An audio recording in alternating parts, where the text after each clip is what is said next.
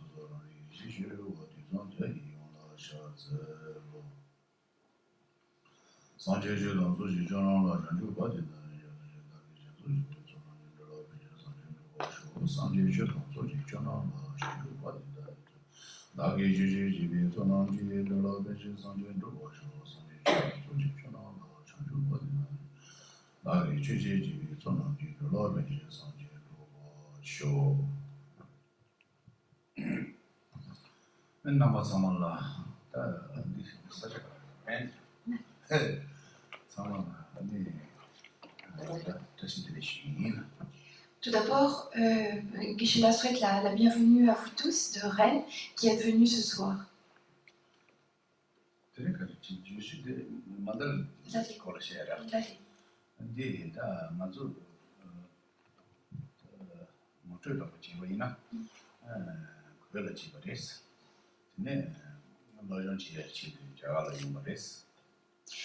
Alors, avant de commencer le thème de la conférence, Geshe-la voudrait se présenter. Et donc, il est né au Tibet, mais afin de pouvoir étudier l'enseignement du Bouddha, il s'est rendu en Inde.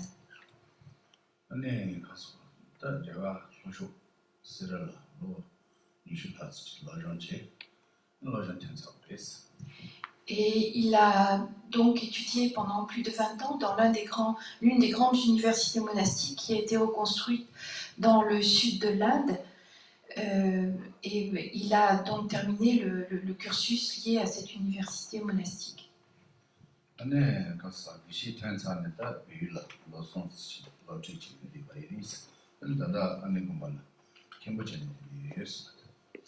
Après avoir terminé ce cursus, il est parti au Népal et il s'est occupé du monastère, donc le monastère pour lequel la tournée est accomplie, qui est dans la vallée de Katmandou.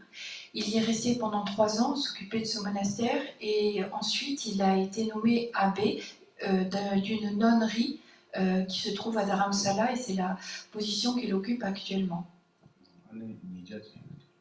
Il y a environ 200 nonnes, 200 religieuses qui sont à demeure dans cette nonnerie à Dharamsala.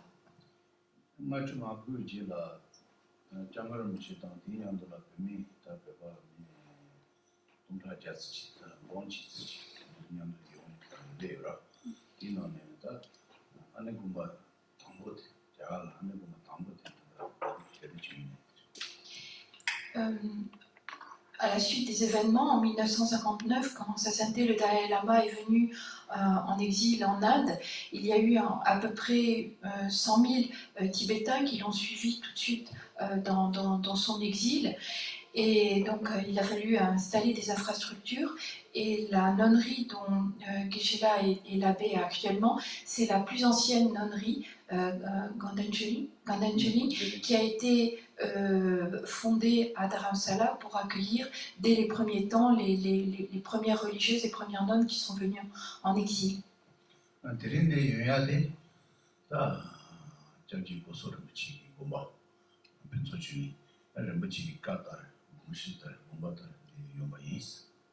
Et si aujourd'hui Geshe-la est ici à Rennes avec un certain nombre de religieux, c'est à la demande de son maître, Gyaltsen Gosok Rinpoche, de notre maître Gyaltsen Gosok Rinpoche, qui est le fondateur du monastère de Phuntsho Cholin dans la vallée de Katmandou au Népal. Phuntsho Cholin di goji gogo chato isirmuchi, chata. Andi miyu di garisina da Phuntsho Chobo su da lojong koko marai, sula lojong ki koko teya don. Diji miyu su nirmuchi da gomba di shine, ne gomba chata isir. Ce monastère a été fondé il y a maintenant plus de 20 ans, puisque c'était en 1998, par Gyaltsen Gosok Rinpoche pour accueillir tous les jeunes enfants du Népal, des régions frontalières au Népal, qui n'ont pas accès à l'éducation parce qu'ils viennent de milieux trop défavorisés ou ils vivent dans des conditions de vie trop difficiles, donc il n'y a aucune éducation.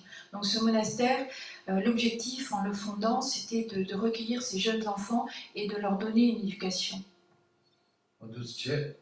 네, 단다 Phuntsho Cholin 나로라 저와다 니자바 시시 니지유 주유 도 치고 네, 또 시에 침미찬 같이 있으를 로전 차로.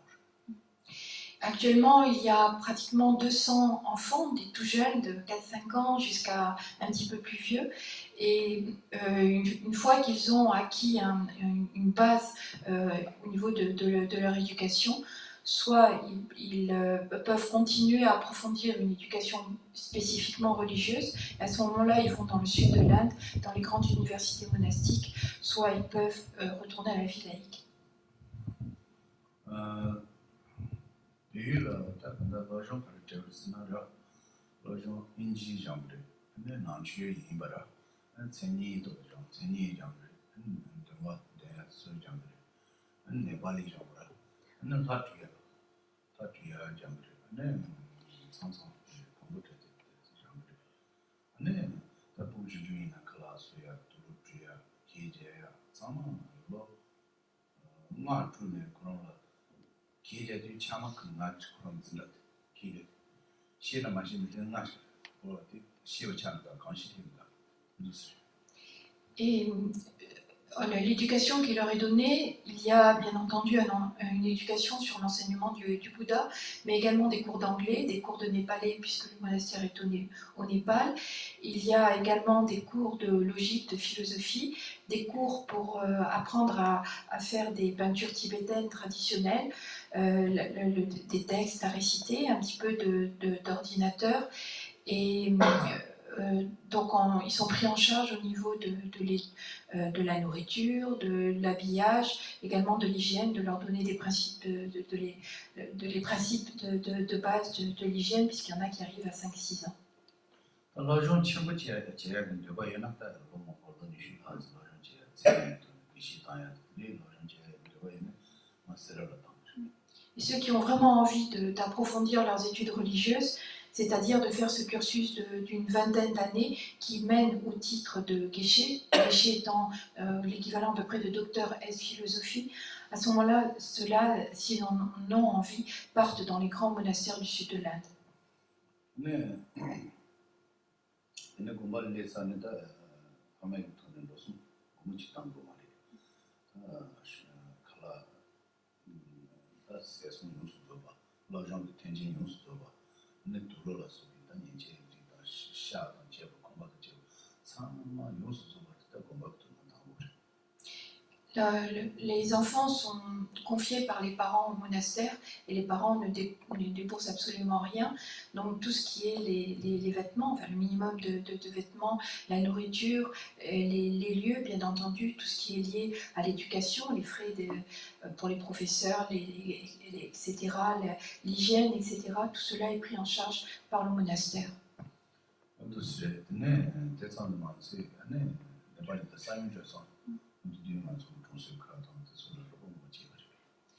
Et le monastère a donc ce but d'accueillir des jeunes enfants, et il s'est révélé qu'il a été également extrêmement important en 2015 lorsqu'il y a eu ce terrible tremblement de terre au Népal, parce que le monastère avait des assises solides, et donc il a servi beaucoup de sinistrés ont été recueillis à l'intérieur du monastère et ils ont, en fait, nous, ils nous ont servi de base pour dispatcher de l'aide au Népal.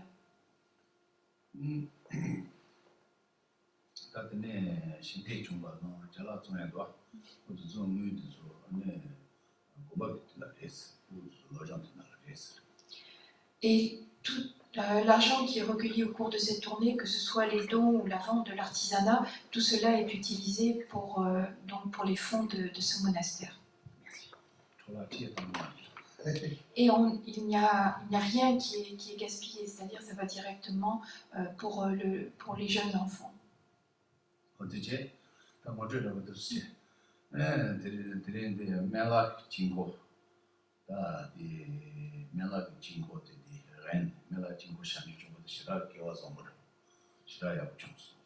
Voilà pour l'explication pourquoi est-ce qu'il se trouve aujourd'hui à Rennes. Et donc aujourd'hui à Rennes, il y a donc la réalisation de ce mandala du Bouddha de médecine. Et il dit que c'est une opportunité extrêmement bonne, quelque chose d'extraordinaire, que le mandala du Bouddha de médecine puisse être réalisé ici, dans cette région. Jingo di sanjegi lo ni do maja ni la sanjegi jagala yamba chen la sonsha mela jingo mela sanje mela jingo to mela yamba chen la sonsha. Et le fait de réaliser le mandala du Bouddha de médecine s'appuie sur les paroles, l'enseignement du Bouddha lui-même.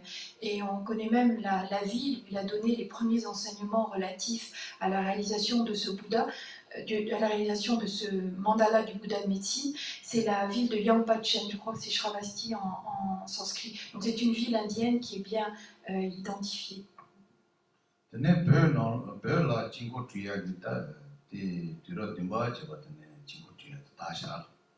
Donc ça c'était il y a 2500 ans et puis ensuite la technique de fabrication ou de réalisation des mandalas s'est diffusée au Tibet aux environs du 7e siècle de notre ère.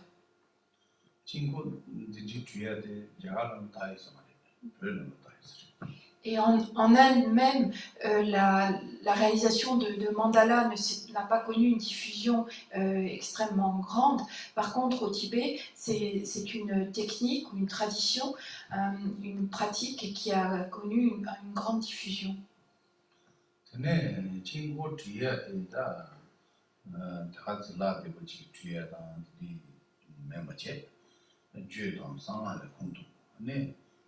ji jingo da meli da xingkang da meli xingkang ka minduya nangxin minduya nawaxi minduya nangxin goba de son ne tanhao la yuni sinao la yuni da ge songba de la xixia ne jue le songba jue le song sanje ge song yora songba de son xixia gabo tong su gabo chi lu tong la chu ju che bo tong de xixia ji ne sui ba de La conception du mandala n'est pas l'œuvre de quelqu'un qui était simplement dirigé par des principes d'esthétique, savoir réaliser quelque chose qui était beau.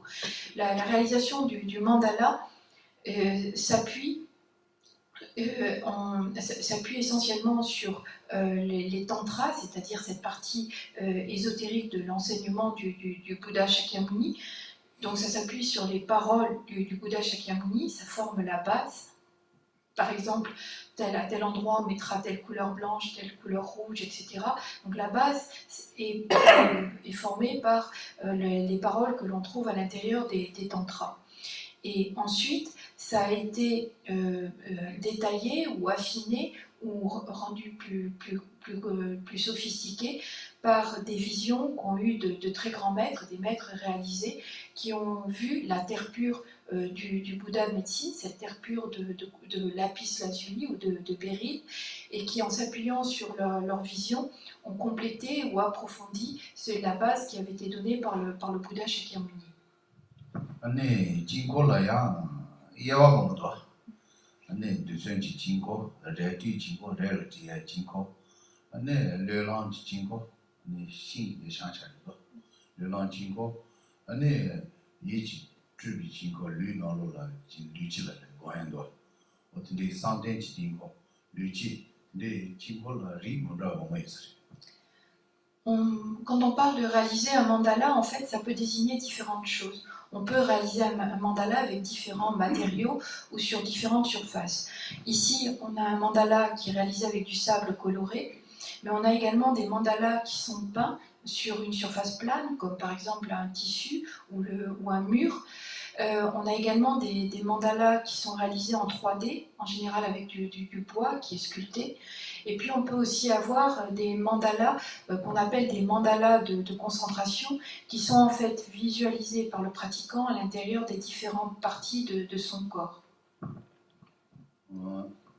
네, 그래서 단다데 디자인 친구라. 디자인 친구 문에 전한다 르무치기로 그래서 르무치든다 막동 시즈는 네 쉬르던 쓰던다 뭐디던 네 가서 어떤 도저 방황다 다 뭐여라 대다 네 막동 네 전다 지네 무슨 그래서 기타니 Traditionnellement, les mandalas devaient être réalisés avec non pas du sable coloré, mais de la poudre de joyaux de différentes couleurs. C'est-à-dire qu'on pouvait prendre des gemmes précieuses de différentes couleurs, pour du bleu, on prenait du béryl, du lapis lazuli, on pouvait prendre pour le rouge, pour le jaune, etc. Donc c'était pilé en poudre très très fine, et c'est avec cela qu'on réalisait ce type de mandala. 단디 가르레스나 단 알아서 르무치기 루투마라 루무투하고 너가 보면 시시제 엘데바 추르버쭈 아자 추르버쭈 주사는 강산은 소유자 현저가 강점 네 무슨 Mais ça demande des finances qu'ils n'ont pas. Et donc, ce qu'ils font en général, c'est qu'ils prennent une belle pierre blanche, très, très pure, qui est ensuite pilée. La poudre ainsi pilée et lavée, elle est passée à l'eau. Puis on laisse sécher ces petits grains extrêmement fins. Et lorsque c'est bien sec, ensuite on les colore. Et c'est ainsi qu'on obtient les différents sables colorés que vous voyez dans les petits bols. 네, 지당이 답이 신거나 진코스에다 산지기 샤야거나 샤야거니 데다 비발레리 플라티오 마라 Alors, le mandala symbolise en fait la terre pure, avec au centre le palais divin dans lequel demeure un Bouddha. De façon générale, un mandala, c'est la demeure céleste ou divine d'un Bouddha. Et donc il ne faut pas le voir, là forcément on le voit comme quelque chose de plat, mais en fait il faut imaginer un vaste et très haut palais divin qui s'élève vers le ciel.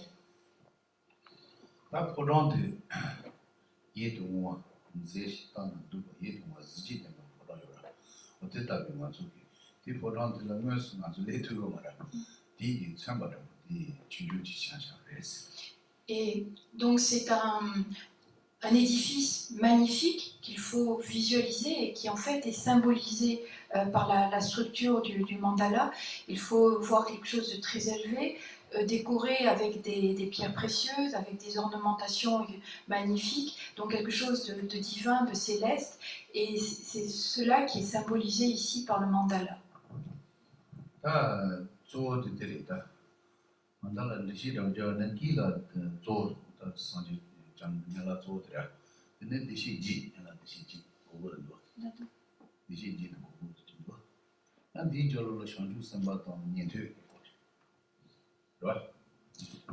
Alors, si on rentre un petit peu plus en détail, c'est au centre que l'on va trouver le Bouddha. Et donc le Bouddha se trouve au centre du lotus. Est-ce que vous voyez ce lotus qui a 8 pétales? Et donc le Bouddha de médecine est représenté au centre du lotus, et tout autour, sur chacun des 8 pétales, il y a les 8 autres Bouddhas de médecine qui l'entourent. Donc là, on est dans le lotus, et puis ensuite dans la partie carrée, il y a une vaste assemblée de bodhisattvas et de shravaka, les shravaka étant les auditeurs, ceux qui suivent la voie du petit véhicule. Sunja, Nijanji, the Ganjini Lasovi, Sunja, Security,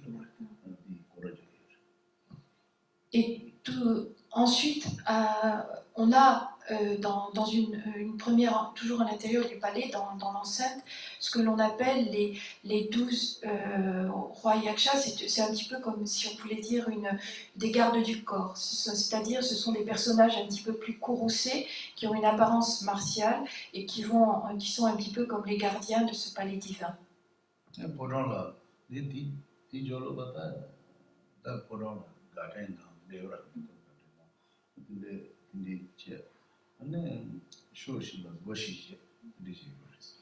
Pour vous repérer, vous avez les 4 portes du palais et elles sont vues d'en haut, un peu comme sur les cartes touristiques. Hein. On voit les portes d'en haut et puis l'enceinte, elle est vue d'en haut mais pas à plat. Les portes sont vues de face, mais l'enceinte est vue d'en haut. Et tout autour, il y a un jardin qui, comme tous les palais célestes, il se trouve au milieu il faut imaginer, d'un magnifique parc.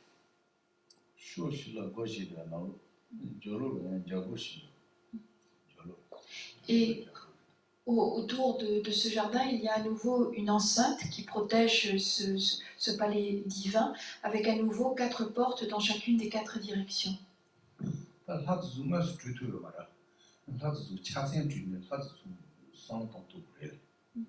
Alors, chacune des déités qui a été énumérée, c'est-à-dire le Bouddha de médecine avec les 8 d'autres Bouddhas de médecine, les Bodhisattvas, les Shravaka, etc., ne sont pas représentés sous leur apparence divine. En fait, ils sont représentés par leurs attributs. Et c'est la raison pour laquelle vous voyez vous verrez sur le mandala là-bas, différents attributs. Ils apparaissent sous la forme de leurs attributs, de l'objet qu'ils portent, qui les caractérise.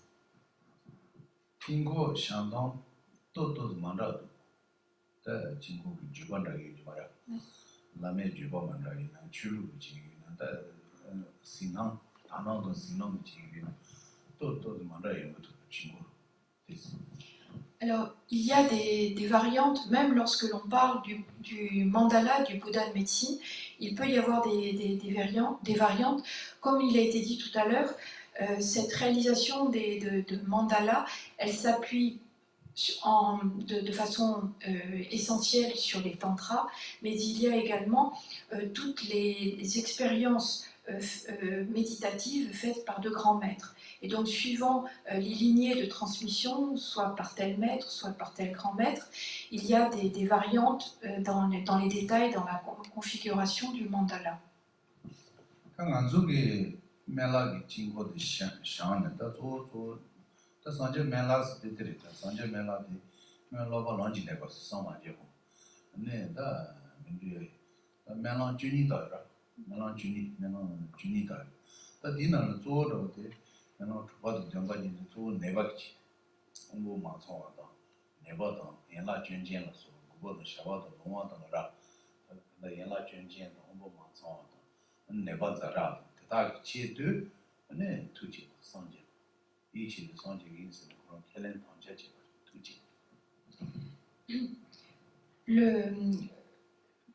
Avant de devenir le Bouddha de médecine, on a donc un être ordinaire qui va progresser sur la voie, qui progresse.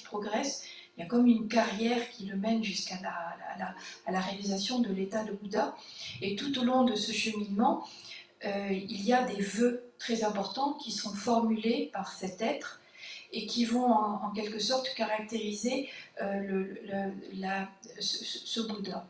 Et celui qui est devenu le Bouddha de médecine a fait 12 vœux particulièrement importants. Et parmi ces 12 vœux particulièrement importants, il y en a 2 qui sont liés de façon très explicite et claire à la maladie et au handicap physique. Et il a dit qu'il aspirait à réaliser l'état de Bouddha pour soulager la maladie, toutes les maladies physiques et mentales des êtres, et également pour soulager tous ceux qui souffrent d'un handicap physique et mental. Donc c'est quelque chose qui a été exprimé de façon très claire et très, très forte et très sincère, et c'est la raison pour laquelle il a cette spécificité. On dit que c'est le Bouddha de médecine.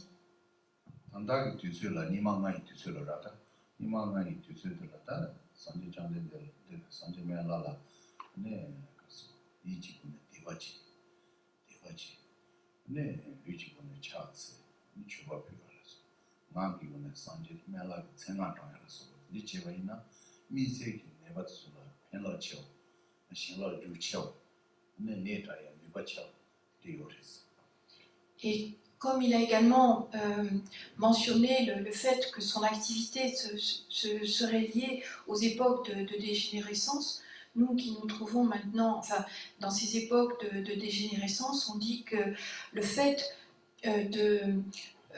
par le corps de se prosterner auprès du Bouddha de médecine, par la parole de réciter des prières à son égard, et notamment son nom ou son mantra, et au niveau de l'esprit d'avoir une dévotion extrêmement profonde et sincère à son égard, cela permet à une personne qui est malade d'obtenir une bénédiction, une efficacité qui est importante, qui contribue à la guérison. Il y a une efficacité particulière.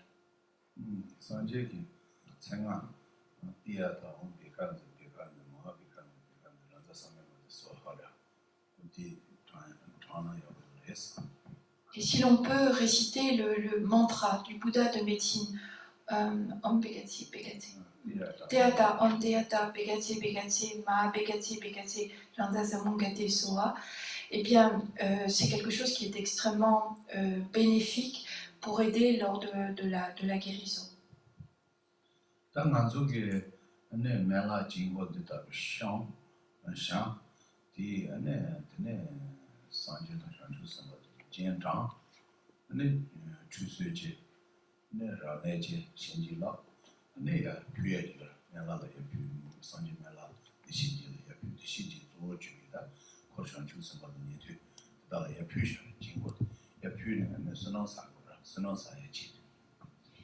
Et dans la réalisation de ce mandala, il y a bien entendu le fait de, peu à peu, de faire tomber ce sable coloré pour le dessiner. Mais ensuite, il y a tout un rituel de consécration qui passe tout d'abord par une purification des officiants, et puis ensuite on consacre le mandala proprement dit par des différents rituels, et ensuite, en visualisant dans l'espace devant soi le Bouddha de médecine, entouré d'une vaste assemblée de Bouddhas, de Bodhisattvas et d'êtres réalisés, on fait l'offrande mentale de ce mandala. C'est ce qui sera fait lorsque le mandala sera terminé. Et en procédant de la sorte, eh bien, ça permet d'accumuler de très très grands mérites.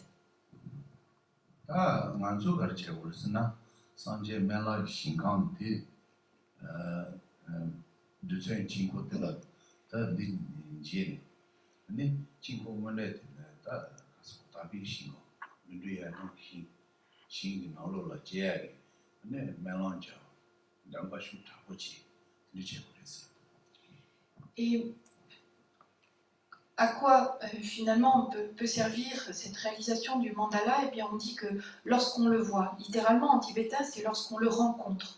On utilise le verbe rencontrer.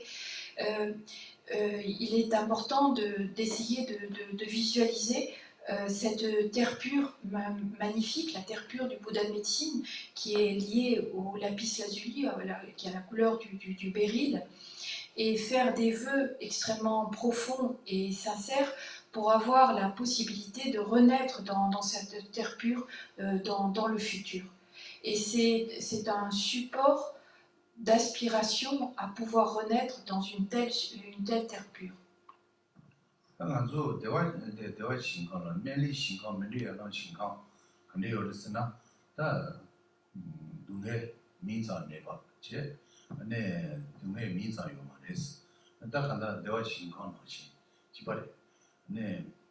Niensha tu chi la, niensha ni nien dans tsen chi la, ne mento tu tru, ne joie de savaje. Mento le jibo tu sur shoba chi je, nihon chi je, gunda chi je, ne gunda chi tsena chi shoba chi je, junyu chi je, shoba chi je, mento tu ni ba pa ndo, ne long sibu chi long sava chi long, mento sava su chi, ne chi. Et cette terre pure du Bouddha de médecine, c'est un endroit où même le nom de souffrance n'existe pas, où on ne l'entend pas. Donc c'est une terre de grande félicité qui ressemble, pour ceux qui connaissent, à la terre pure d'Amitabha. Donc c'est vraiment une terre pure. Et on dit que c'est un environnement qui est pas particulièrement beau et apaisant. Il y a des fleurs qui apparaissent 6 fois en 24 heures. Il y a les fleurs du matin, et puis il y a les fleurs du midi, il y a les fleurs du soir, et dans la nuit à nouveau, il y a les fleurs à la tombée de la nuit, quand la nuit tombe vraiment, au milieu de la nuit et au tout petit matin.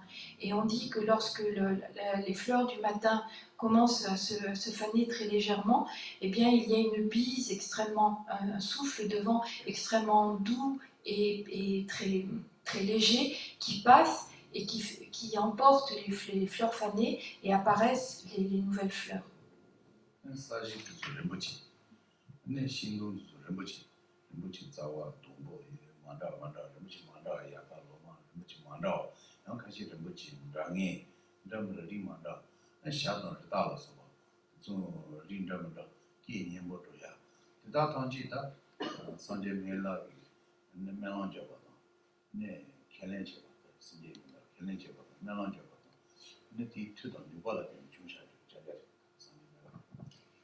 Le sol est fait de couleur la couleur du béryl, la couleur du lapis lazuli. Il est entièrement fait, constitué par ce gemme précieux. Et puis il y a des arbres qui sont eux aussi constitués de gemmes précieux. Le tronc, les branches, les feuilles, les fruits, les fleurs, etc. Et il y a à l'intérieur de ces arbres magnifiques, il y a des oiseaux, et le chant de ces oiseaux, ce sont des prières au Bouddha de médecine. Il récite également son nom, il récite son mantra. Et en fait, l'ensemble de cet environnement qui est divin, qui est particulièrement magnifique, il est le résultat, il est produit par toutes les prières qui ont été faites par le Bouddha de médecine tout au long de sa carrière, entre un être ordinaire et la réalisation de l'état de Bouddha. Tabi Shinkan de Yuvainata, Tangaras Tabi Shinkan de Jay, and Damba de Jay. So Tabi Shinkan de Jay, Damba de Lis, Damba Shutabo. And then Sanjay Mela Shinkan de Jay, Sanjay Mela Soa Shutabo, Sanjay Mela Gong, and then the Mudia in Hong Shinkan Jay, Damba Shutabo Jay.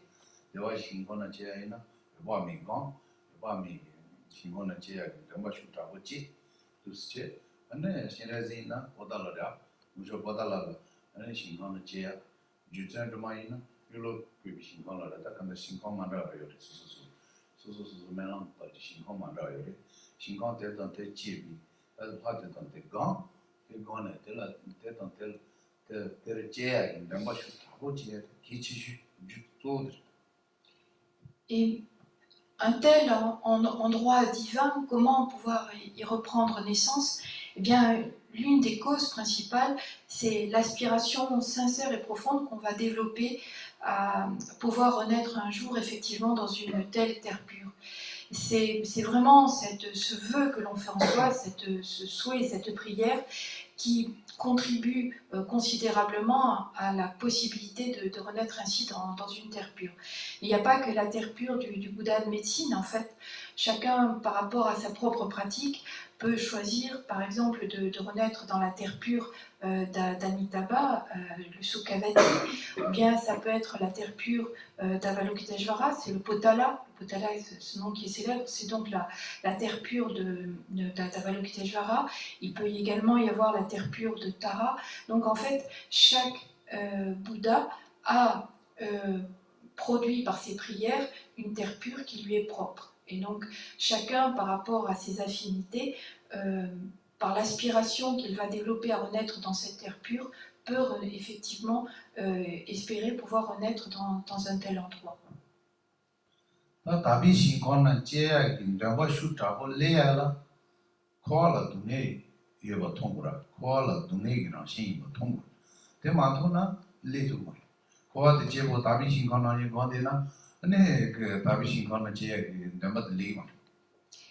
Mais pour que cette aspiration à renaître dans l'une de ces terres pures soit vraiment authentique, sincère et profonde, eh bien, il faut déjà avoir pris conscience de la nature de souffrance du cycle des existences, la nature de souffrance du samsara. Si on trouve qu'on est très bien à l'intérieur du samsara, à l'intérieur du cycle des existences, et qu'en même temps on médite ou on développe en soi cette aspiration à renaître dans une terre pure, cette aspiration ne pourra pas être véritablement sincère dans la mesure où on trouve qu'on est très bien à l'intérieur du samsara.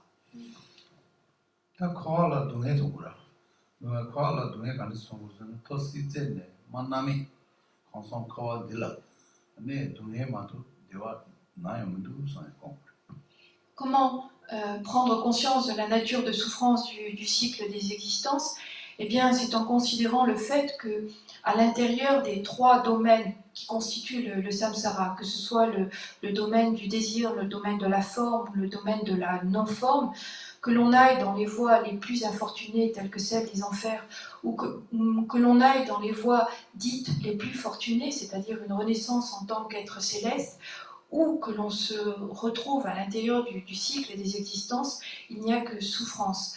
On est sans cesse confronté à la souffrance, diverse et variée, mais elle est toujours là.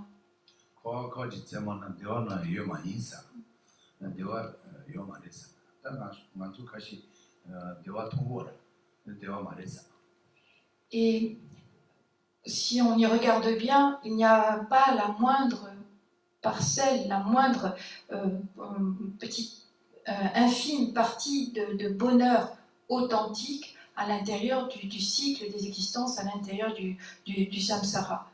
Alors certains diront, mais moi je vois des moments de bonheur, moi je trouve quelque chose qui relève du bonheur. Mais ce n'est pas un bonheur authentique.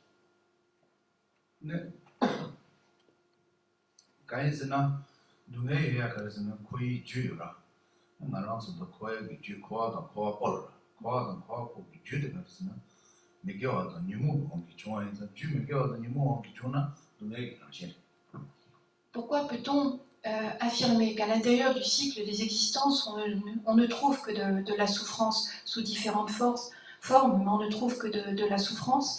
Eh bien, c'est parce que la cause du cycle des existences, la cause du samsara, et donc la cause qui fait que nous retrouvons à l'intérieur du cycle des existences, eh bien cette cause, elle se trouve dans le karma et dans les agitations mentales. Et comme ce sont des éléments négatifs, forcément le résultat produit par ces causes ne peut qu'être quelque chose de négatif, c'est-à-dire sous-entendu qui est de la nature de la souffrance.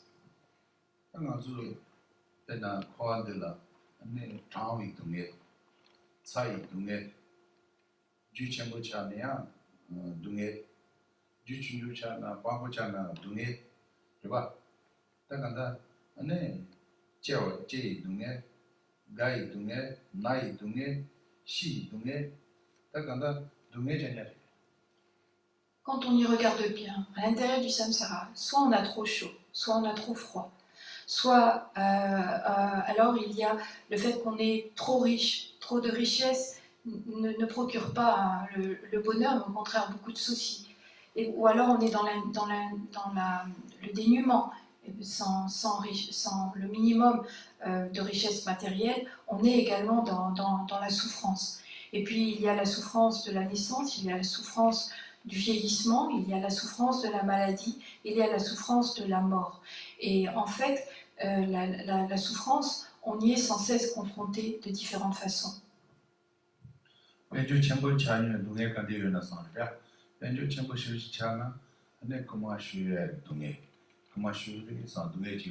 라그 선 동에 초슈 선 동에 다 뱀메시 다 거나 주트 송 동에 쉬지요 다 동이나 마르타에 다고 다 나와요 맞다 만나요 동에 근데 동에 뭔가 있다. Certains pourraient dire, mais comment peut-on parler de souffrance lorsqu'une personne a de nombreuses richesses matérielles? Et pourtant, c'est vrai, quand on a de nombreuses richesses matérielles, eh bien, on finit par se faire du souci. Ne va-t-on pas me voler? Ne vais-je pas perdre mes richesses? Mes richesses ne vont-elles pas perdre leur valeur? Et puis, en fait, on n'est jamais satisfait.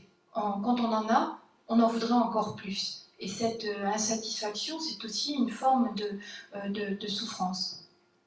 근데 줄라 이den요 이den 니모요 이치제요 쇼키 주첨부 있는 군다 광고체요 그렇죠?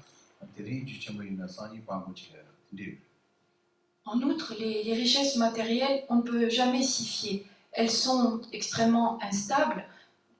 Je peux être extrêmement riche ce matin et ce soir me retrouver complètement démunie. Ou alors, le contraire, ce matin, je n'ai presque rien pour manger et ce soir, je me retrouve avec de grandes richesses. Il y a une instabilité dans les richesses matérielles. 근데 졸라 이den도 조버스 쇼키 조고 있는 군다야 자차야 들이 조고 있는 산이 자차야 들이 자 있는 산이 녀차야 근데 뭔가도 Et de même, quand on y regarde bien, cette instabilité, on la retrouve également dans les relations humaines. Aujourd'hui, nous sommes amis, mais demain, nous risquons de devenir ennemis. Et puis ce matin, nous étions les plus grands ennemis. Puis ce soir, nous sommes devenus les plus grands amis. Il n'y a pas de stabilité, ce n'est pas quelque chose qui est fiable. 다간다가 좀 수보도 센티에 차이 주고들라 동네 정신이야. Et en fait, pour conclure, à partir du moment où on reprend naissance, c'est-à-dire que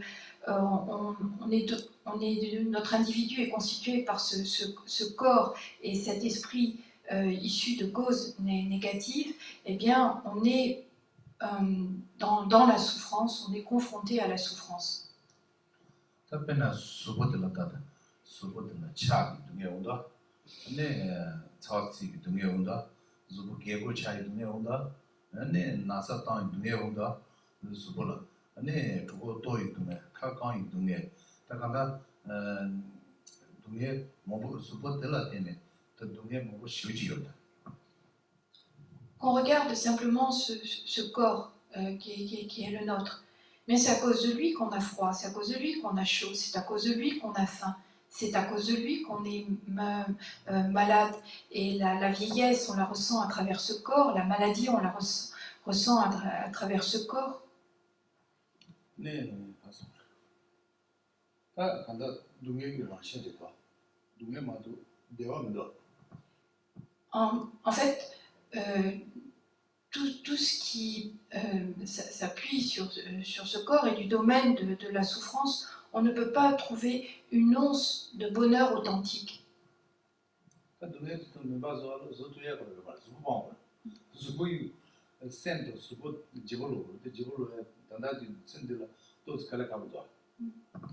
Et donc il faudrait arriver à trouver un corps qui ne soit pas ainsi, un esprit qui ne soit pas ainsi.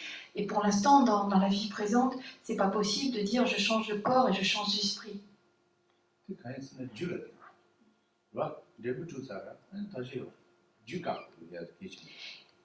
En fait, on est en train d'expérimenter un fruit, un résultat. Et donc on ne peut pas stopper le résultat à partir du moment où la cause a été lancée. Là où il faut intervenir, c'est au niveau de la cause. C'est cette cause qui a produit de telles conditions qu'il faut essayer d'éliminer.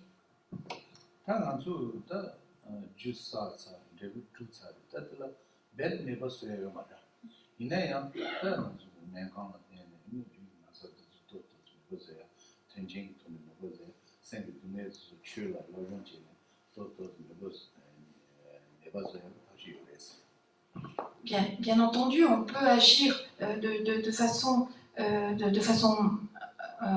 même si la cause a déjà été accumulée, si elle est présente, même si le fruit a commencé à se manifester, on peut agir sur ce fruit de souffrance pour le limiter. Par exemple, si on est malade, il est important de suivre un traitement, d'aller à l'hôpital, de voir des docteurs, etc. Et lorsqu'il s'agit d'une souffrance mentale, c'est vrai que par l'étude, en suivant une voie spirituelle, on peut agir sur cette souffrance mentale.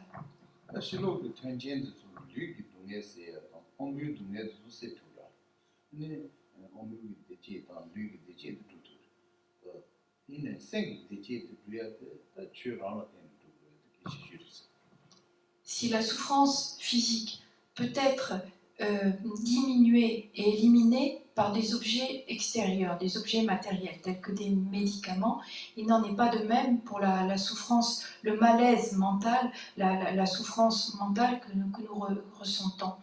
Et là, le seul remède qui a une efficacité véritable, c'est l'enseignement, l'étude et le fait de suivre un cheminement spirituel.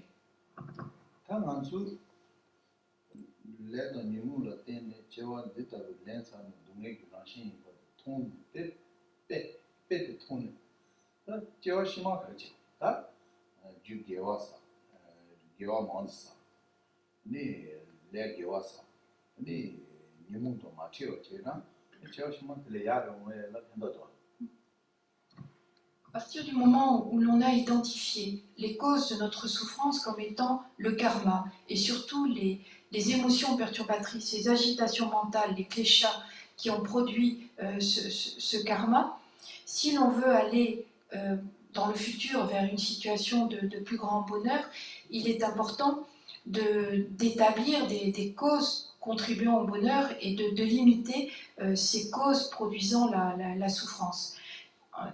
C'est-à-dire avoir une activité qui soit positive et essayer autant qu'on le peut de limiter les émotions perturbatrices, les agitations mentales qui incitent à commettre des actes négatifs générateurs de souffrance.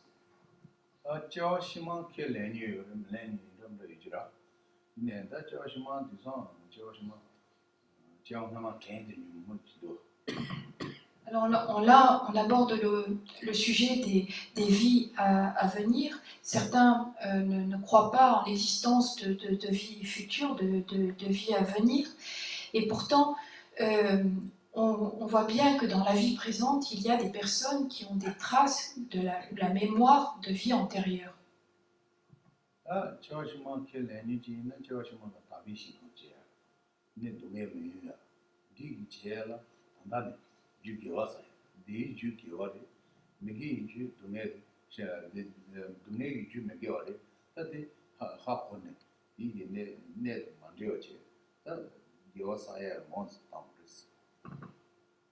Pour ceux qui sont convaincus qu'il existe des vies à venir, des vies futures, eh bien, il est important de préparer dès maintenant ces vies futures soit avec une renaissance dans une terre pure, soit avec au minimum une renaissance dite fortunée, c'est-à-dire où la souffrance sera beaucoup plus réduite.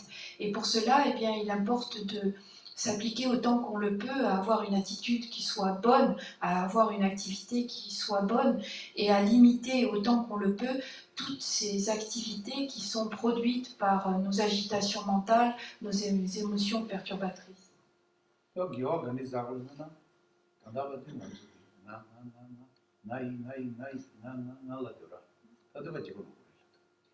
Comment s'appliquer à des actes qui sont positifs? Eh bien, jusqu'à présent, depuis des temps sans commencement, toutes nos activités, elles ont eu pour moteur le jeu, moi. On pense à soi, on pense au jeu, au soi. Et on donne peu d'importance à autrui. Et c'est ça qu'il faut transformer. Transformer, c'est-à-dire faire en sorte que ce soit les autres qui passent avant soi-même.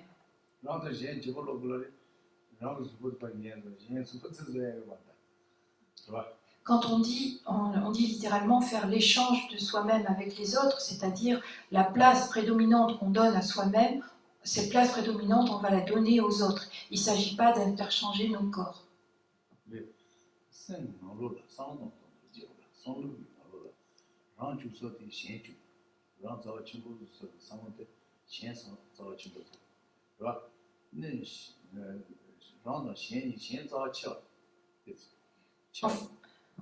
En fait, jusqu'à présent, pour la plupart d'entre nous, il y a en nous, au centre, cette place très importante qui est tenue par le je, le soi. Il est là, au centre de nous. Et il faut arriver à le sortir de là et mettre à la place les autres. Les autres, on les met au centre de notre cœur, et nous, on prend la place secondaire. Est-ce que vous pensez que c'est quelque chose de faisable?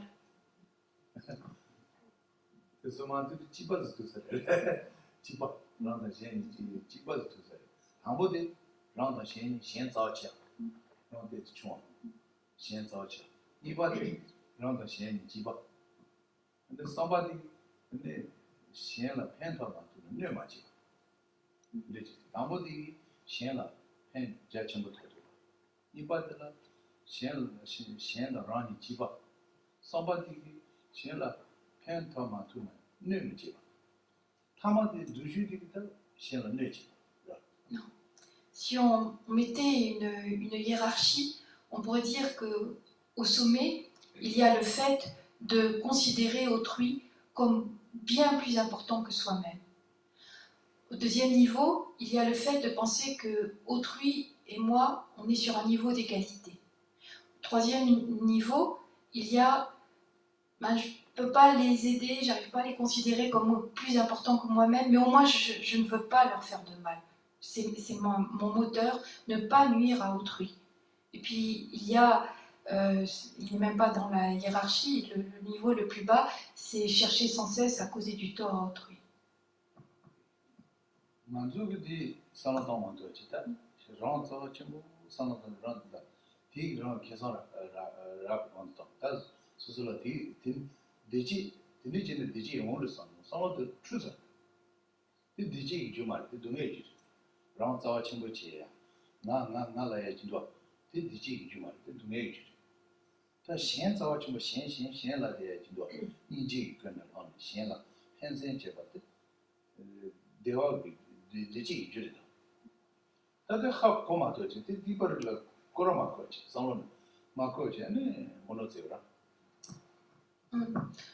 En pensant agir pour son propre bien, on est entièrement motivé par l'intérêt personnel, c'est-à-dire on pense toujours à soi, et notre aspiration c'est d'être plus heureux. Donc on pense qu'en se donnant la priorité, on sera plus heureux, on agit pour notre propre bonheur.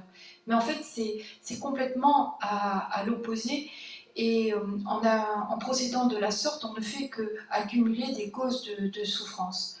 La véritable cause de bonheur, c'est de penser avant tout à autrui, de donner la primauté à autrui, d'être motivé par l'altruisme.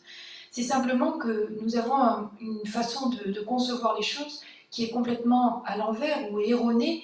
Nous pensons que plus nous agissons motivés par notre intérêt personnel, plus nous agissons pour notre propre bonheur. Et en fait, en procédant ainsi, nous ne faisons qu'accumuler des causes de souffrance.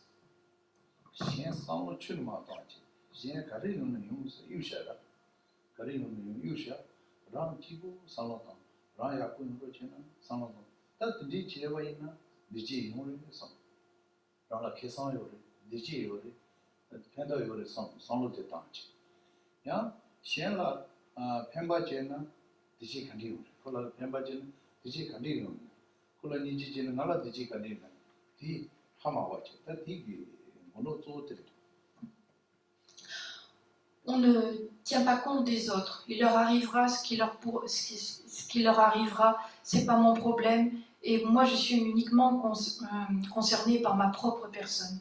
Avec un tel raisonnement égoïste, on est souvent persuadé qu'en fait, on agit pour son propre bonheur. Et en fait, c'est vraiment le contraire.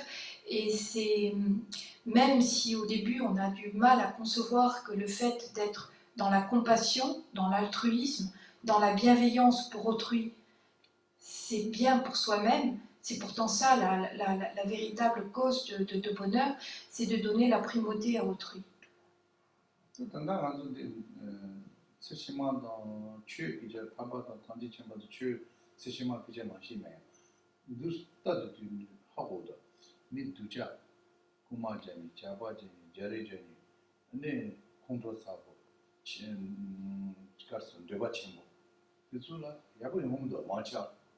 이미 통사도 야부 용무도 야 신전자 상황도 배데 신행 로치부지 그래서 그 상황 가보지 그러냐 센지고 그 상황 가보지 변조요 매매는 그런 거 매선지 뭐 그거 매스 제우다 이 가보지 니 마도 이제 그거 마 다르도 지용전에 레지르니들 용거를 더 내용이라 저거 내용 마쳐들이래도 무슨 딴 zamani na batana zangi koran chien sanatani de ran sanatani cheba chembel do.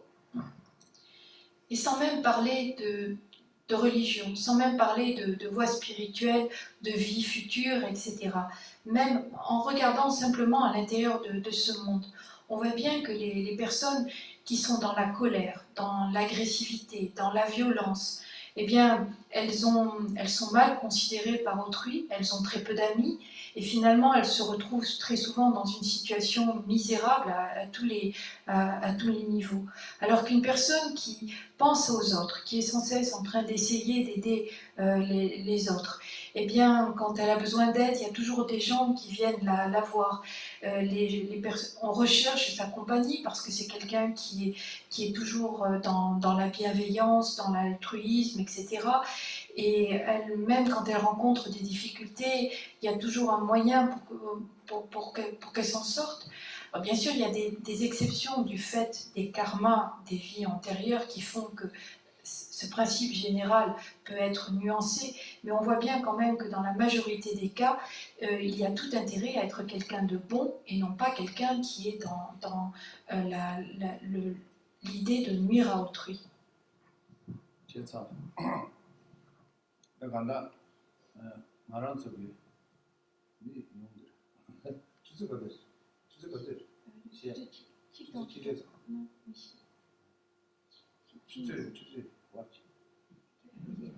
Pour pas qu'on vous retienne trop tard.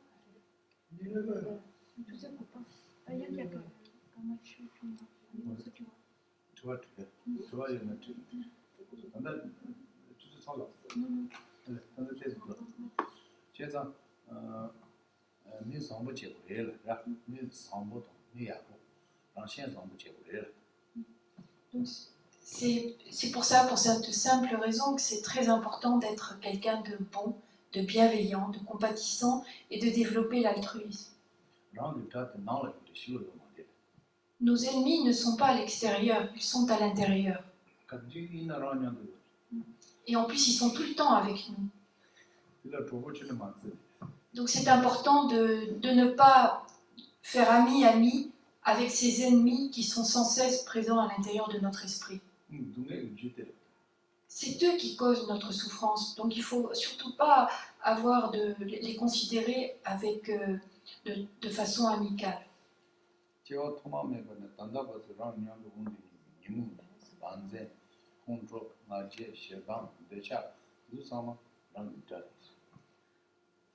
Depuis des temps, son commencement, que nous reprenons naissance à l'intérieur du cycle des existences, qui est-ce qui est tout le temps avec nous? Eh bien, ce sont ces agitations mentales telles que l'ignorance, la colère, la jalousie, l'orgueil, l'avidité, etc.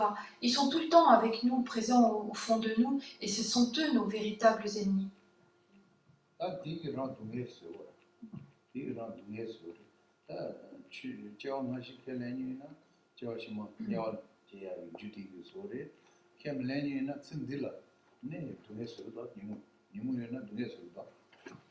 Et on dit que ce sont nos véritables ennemis parce que c'est eux qui sont à l'origine de la souffrance que nous expérimentons. C'est eux la cause de notre souffrance.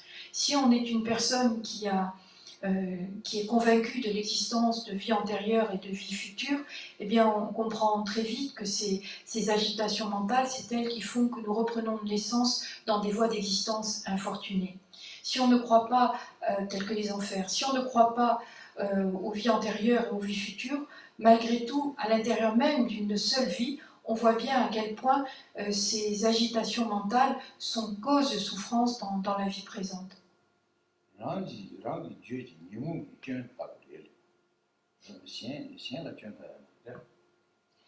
Et s'il s'agit de voir des défauts quelque part, eh bien ne les cherchons pas chez autrui. Ne cherchons pas les défauts chez autrui, regardons les défauts de nos propres agitations mentales.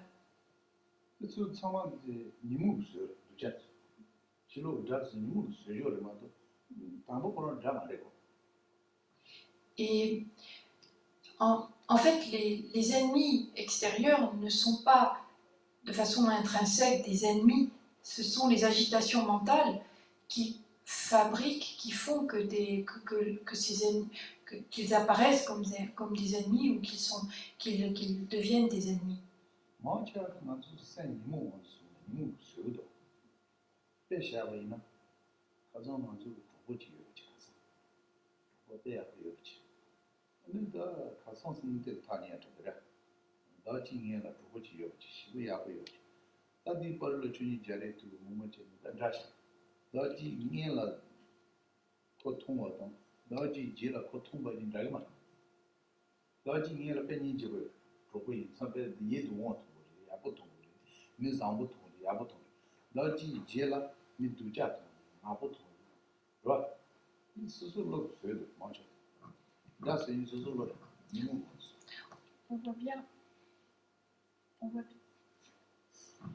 On voit bien cette activité des agitations mentales, sans même parler de pratiques religieuses, on le voit bien dans la vie quotidienne. Nos ennemis sont fabriqués par nos agitations mentales. Et la façon dont nous voyons une personne dépend de l'état d'esprit que nous avons par rapport à cette personne. Il y a 3-4 mois, j'avais une très très bonne amie. Et puis il se trouve que depuis hier, elle a fait quelque chose qui ne me convient absolument pas et elle m'insupporte énormément. C'est quelqu'un que je trouve c'est comme une ennemie pour moi. Elle est devenue, je ne supporte plus sa vue. Mais là, du coup, eh bien, c'est toujours la même personne, mais la façon dont on la voit est complètement différente. Il y a 3 mois, on la voyait comme quelqu'un de très agréable, quelqu'un qui nous réjouissait. La simple vue de cette personne nous réjouissait. Et puis voilà qu'on a décidé que maintenant, cette personne, elle était horrible. Elle était, rien que sa vue, c'est quelque chose qui nous irrite considérablement. Et tout cela parce qu'elle a fait quelque chose qui nous a déplu.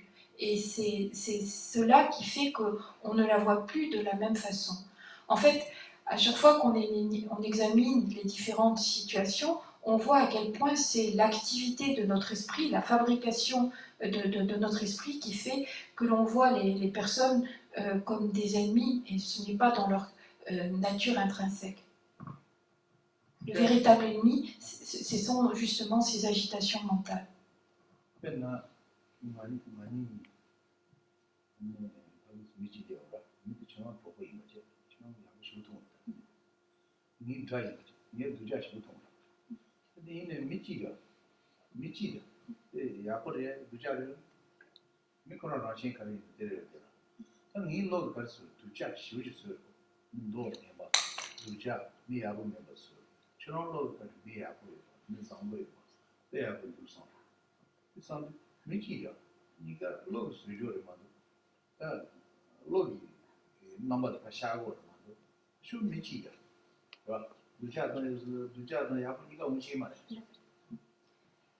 Nous sommes 2 personnes, puis il y a une tierce personne qui arrive.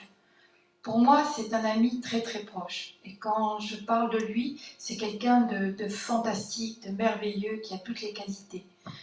Pour Geshe-la, c'est quelqu'un qui lui a fait des choses qu'il n'a pas du tout aimées. Pour lui, c'est une personne extrêmement désagréable, qui l'irrite. Il dit mais non, il est mauvais, il n'est pas bien, etc. Et moi je dis mais non, c'est quelqu'un de très bien. Mais c'est la même personne, il ne peut pas être à la fois bien et pas bien. Donc en fait, qu'est-ce qui se passe à ce moment-là? On voit bien que c'est l'esprit qui fabrique. Moi je vois quelqu'un de bien, et il fabrique quelqu'un qui n'est pas bien. Il y a une surimposition de l'esprit et tout cela est donc basé sur l'activité de notre esprit.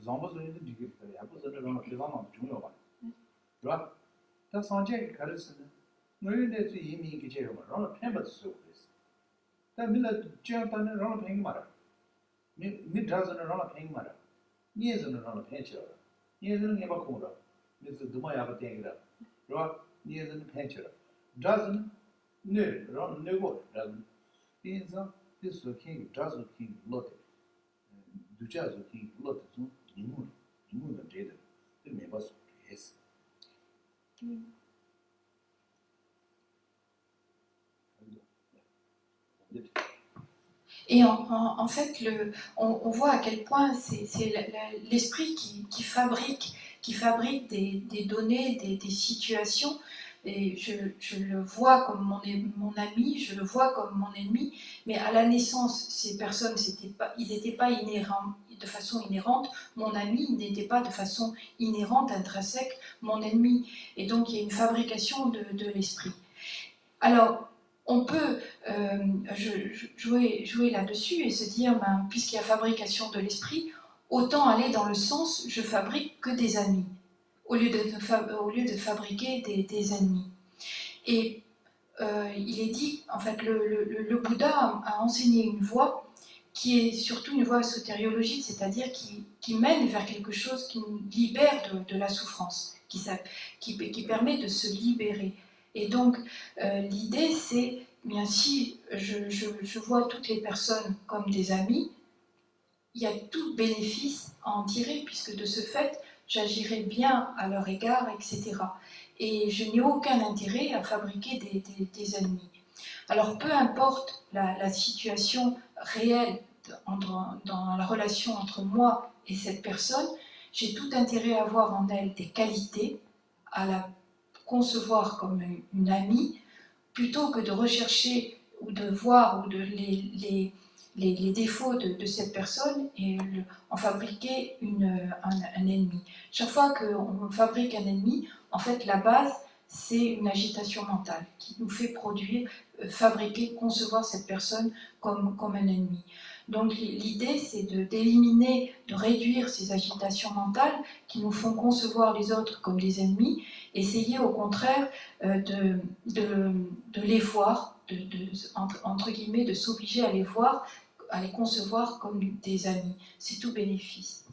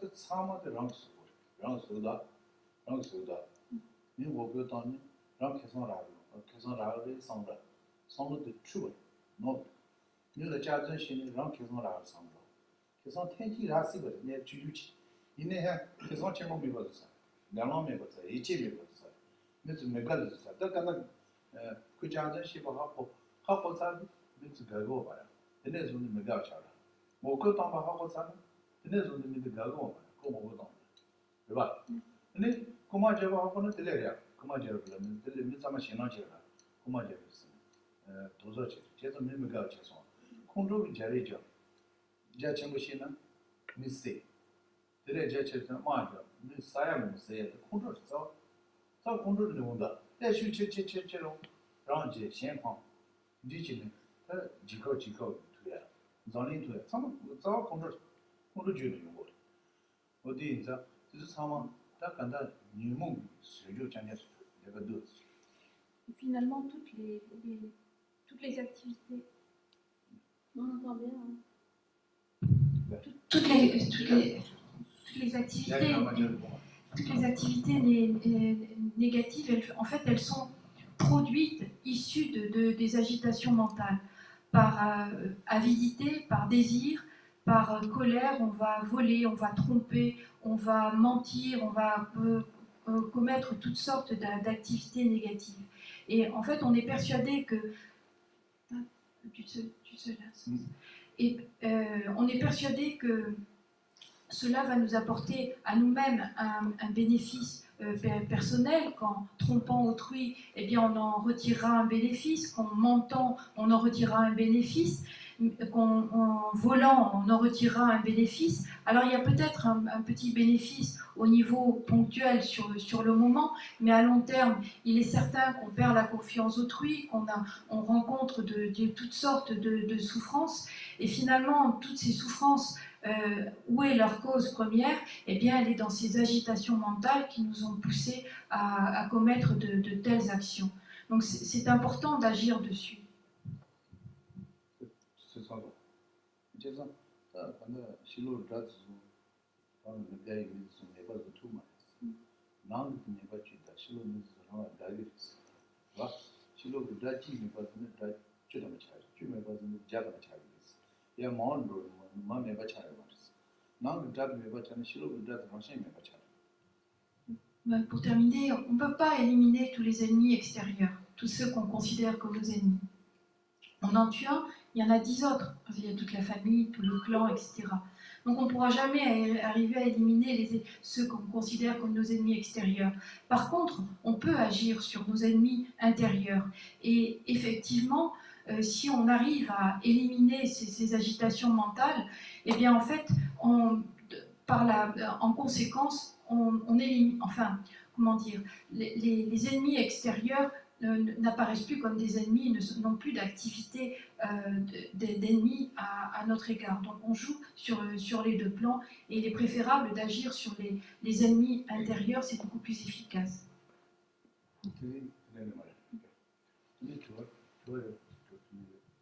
Donc voilà, est-ce qu'il y a des questions? Est-ce qu'il y aurait des questions? Le mandala qui est représenté ici, les 4 portes sont orientées.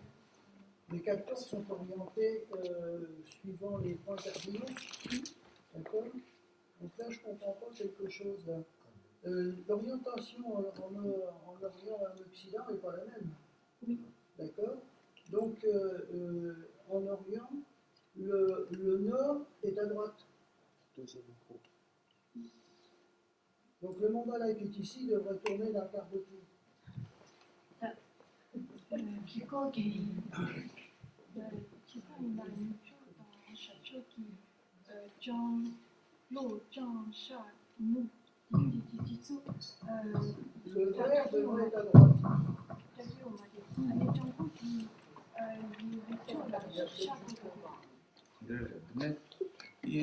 Zhang, qui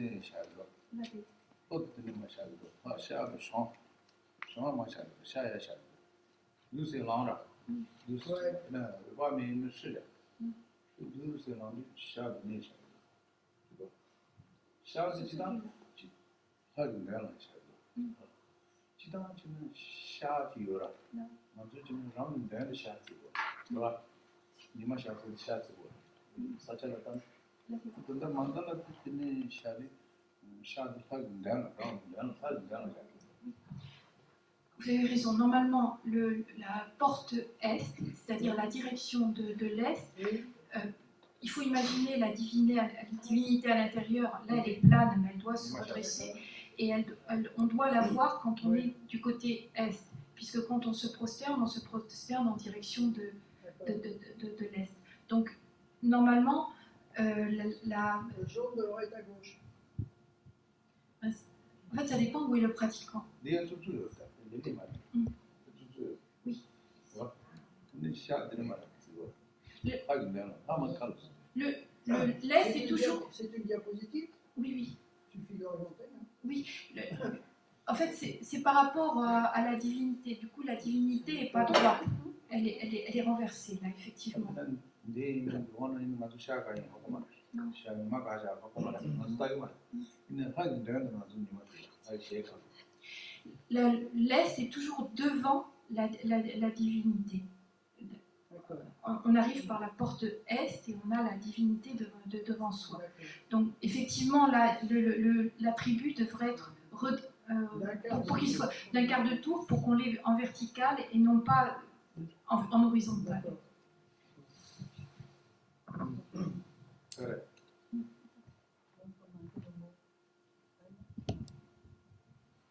시작이. 다기 진이 사비게 와디 텐던 로와 간라 공벤단 제바 주전 로상 잡아 이 덴비 님보 렌드 세시 쇼 찬세 와당 최진샤 제수 이랑 그신 소와 이게와 정세 다기 지스 당제 라미 상주 젠보 Merci beaucoup. Bonne nuit.